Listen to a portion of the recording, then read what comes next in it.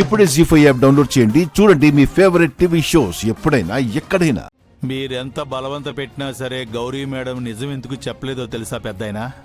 తన బాబాయిగా ఆవిడ మీకిచ్చిన గౌరవం అది.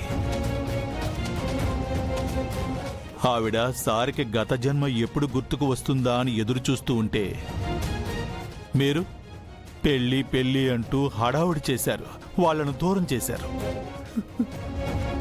లేదంటే ఏదో ఒకలా సార్ని ఒప్పించి ఆవిడ పెళ్లి చేసుకునేవారు. నా వల్ల ఎంత పెద్ద తప్పు జరిగిపోయింది. నేను వెంటనే శంకర్ని కలవాలి. నన్ను శంకర్ దగ్గర తీసుకెళ్ళవా? అందరం ఇక్కడే ఉన్నాం పెద్దాయనా. అదిగో అటు చూడండి.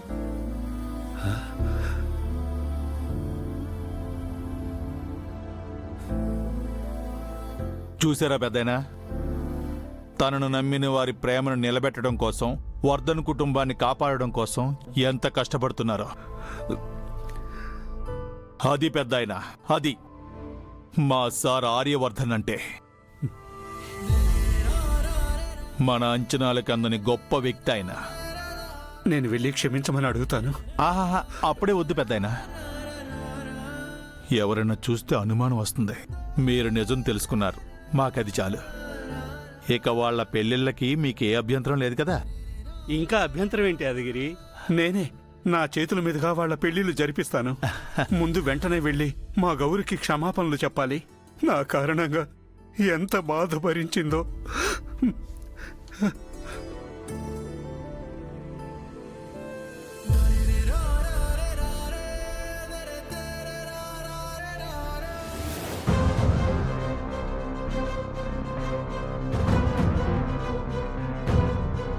బాబాయ్. అమ్మా గౌరీ, కాదు కాదు, అనురాధ ఆర్యవర్ధన్. అనురాధ ఆర్యవర్ధన్. నన్ను మనస్ఫూర్తిగా క్షమించమ్మా.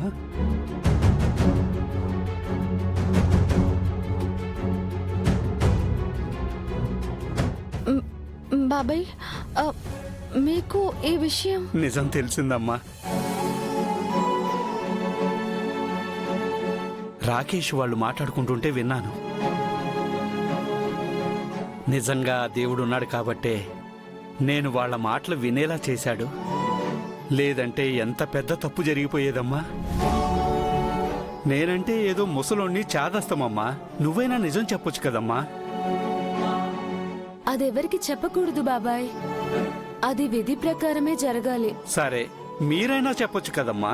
అక్క మమ్మల్ని కూడా చెప్పొద్దనింది. ఎవ్వరూ చెప్పకపోతే నాకు నిజం ఎలా తెలుస్తుందమ్మా? నేనెంత మూర్ఖంగా ప్రవర్తించానో ఆలోచిస్తే నాకే సిగ్గుగా ఉందమ్మా. నీ మనసు ఎంతో కష్టపెట్టానమ్మా.